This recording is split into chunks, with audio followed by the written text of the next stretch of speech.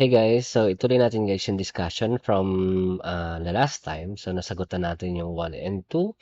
So try natin sagutan yung susunod na number 3 now.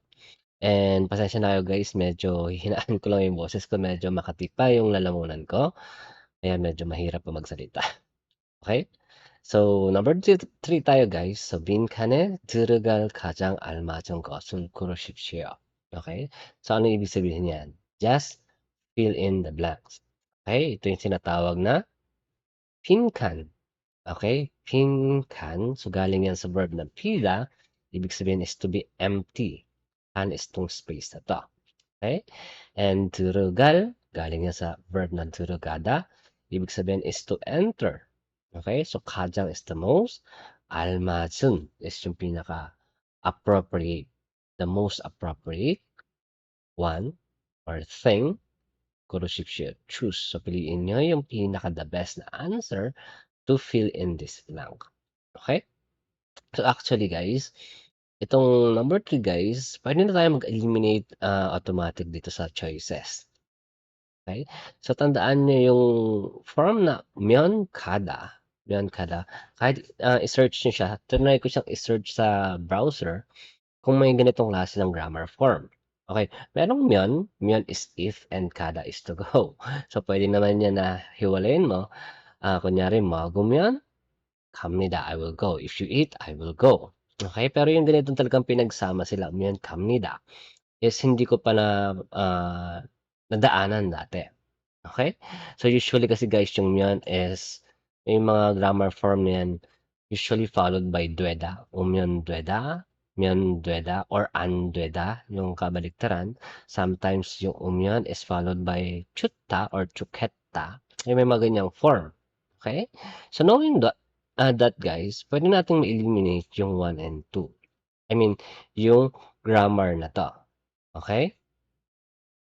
So, meron na lang tayo natirang dalawang pagpipilian. So, this yahamnida. So, this one guys talagang ito madalas na lumalabas sa exam.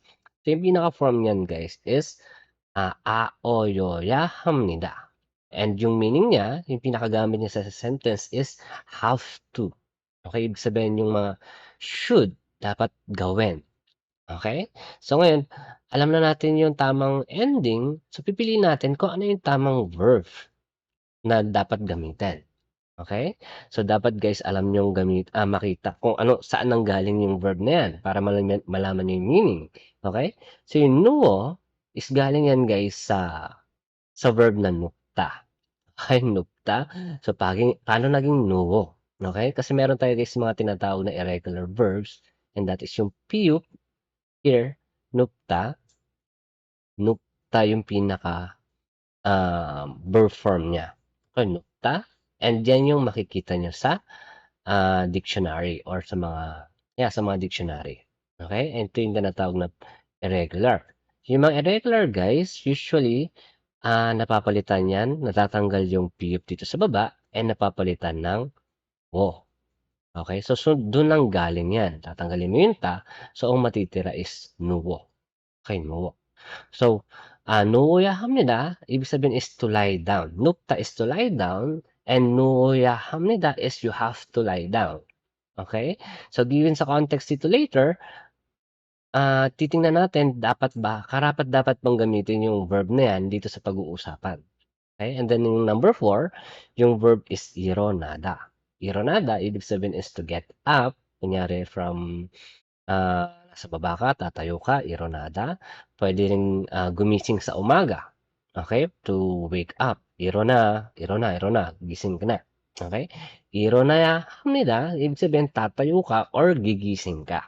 Okay? So, pipiliin mo kung alin yung tamang verb dyan. So, tingnan natin guys yung pinakatanong. Okay? So, this is about nuyak chasok. Okay, nuyak chasok. Ano ba yung tinatawag na nuyak chasok? Ito, madalas din lumalabas yung mga ganitong topic, nuyak chasok. Okay? So, this is sok, guys. Ang tawag dyan, ibig sabihin yan ay seat. Mga pwesto, upuan sa mga public places. Usually sa mga bus, sa subway. And yung seat na yan is intended or prepared para sa 1, nuing, ibig sabihin mga matatanda. Number 2, yak, ibig sabihin is weak, para sa may mga kapansanan, mga disabled, mga handicap, yak. And this is not yak as in yung medicine, no? Yak is from yakhada to be weak. Okay? And ja, ibig sabihin yan is yung tao, parang bun or saram. Okay? Nuyak sa, yan yung mga taong dapat nakaupo sa intended na seat na yan pag nakita mo sa mga public places. And sok is yung seat nga. Okay? So, nuyakcha is yan yung mga taong uupo dito sa sok na to, dito sa seat na to. Okay? So, this is seat intended or prepared para sa mga matatanda, ulitin ko, para sa mga may kapansanan, mahihina, or pwede rin minsan, pwede rin sa mga buntis. Okay? So, yung mga buntis is meron silang baby sa tiyan nila and mahirap gumalaw. Okay? So, yeah. So, that is nuyak tsasok. And yan yung ibig sabihin. Ito yung pag-uusapan natin dito sa question na to. So, try ko munang basahin guys. So, 누약 자석은 항상 비워두는 것이 좋습니다. Okay? 만약 다른 자리가 없어서 그곳에 잠깐 앉더라도 노약자가 보이면 자리에서 blank. Okay? So, ano yung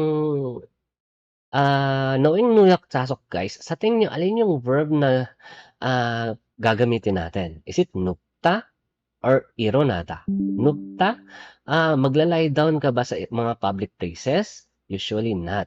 Okay? So parang ganun yung logic. Okay? Ironada, to get up or to wake up. So since this is to wake up, nasa public places ka dito, maybe na nakatulog ka sa isang public places, but yeah, usually ginagamit yan pag natutulog ka sa bahay, ironada. Or pwede rin nasa isa kang restaurant, irona, parang tayo na, let's go na, uwi na tayo. Okay? But ironada is yeah, so to get up sa isang upuan. So from that, pwede mong masabi na ito yung sagot. Okay? So pinag-uusapan natin ay sok, mga sit. Ironada to get up. Kumbaga tatayo ka na sa upuan. Pero hindi pa yun yung pinag-uusapan, but still nakuha natin yung sagot, knowing the meaning of nuyak tsasok. Okay? So, tingnan natin. So, 항상 is always. So, 누약 자석은 항상 always 비워두는 것이 좋다. So, isa-isahin natin guys. Medyo mahirap yung from here, nungot 좋다. So, this from guys, ginagamit natin yan.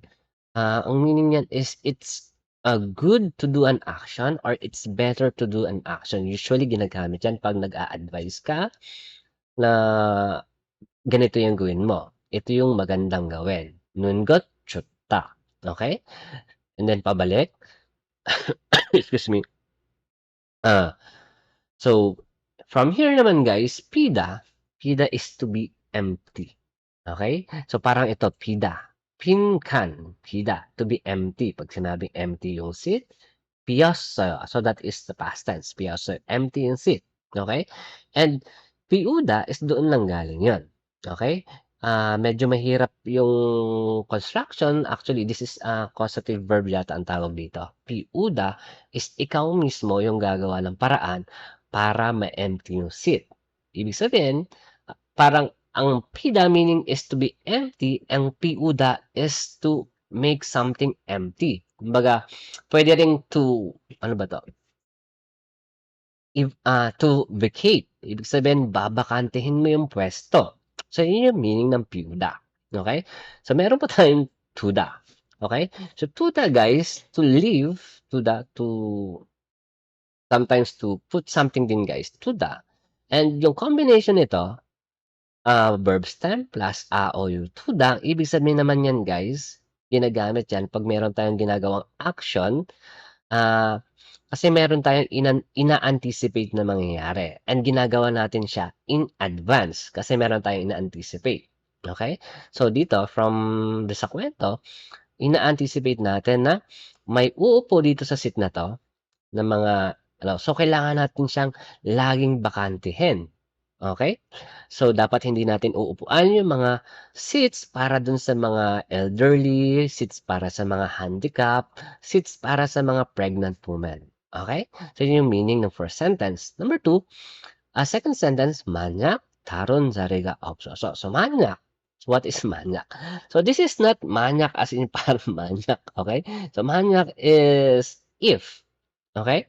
So, ginagamit yung manyak, guys, para mahulaan nung kausap na yung sasabihin mo is something like assumption or something like, supposition, may condition.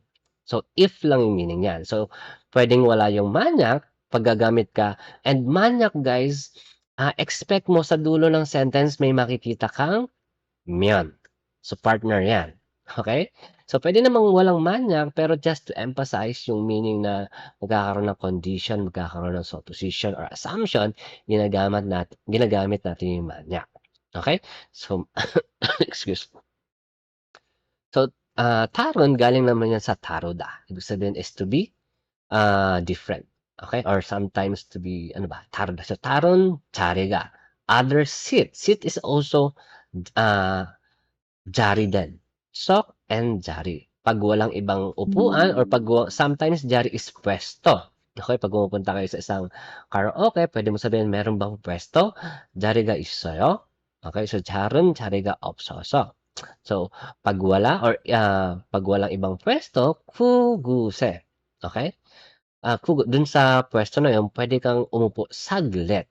잠깐 is, in a while or for a short time, 안 dorado. So, even if yung dorado, 'pag kinakabit naman yan sa mga verbs time, ibig sabihin niyan ay, even if. So, if you know the a, o, yodo, that is, regardless or even though.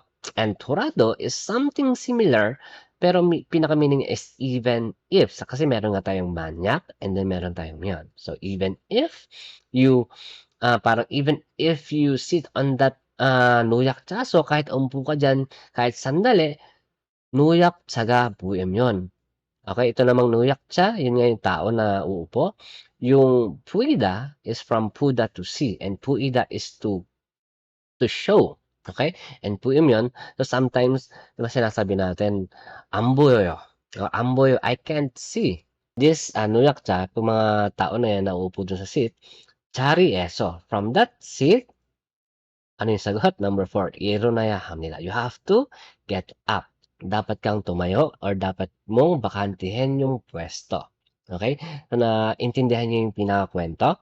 So, pasensya na guys sa ano sa boses ko. Weird na nga siya lalo pang naging weird. So, yun yung meaning. Okey? So, answer here is number 4, 일어나야 합니다.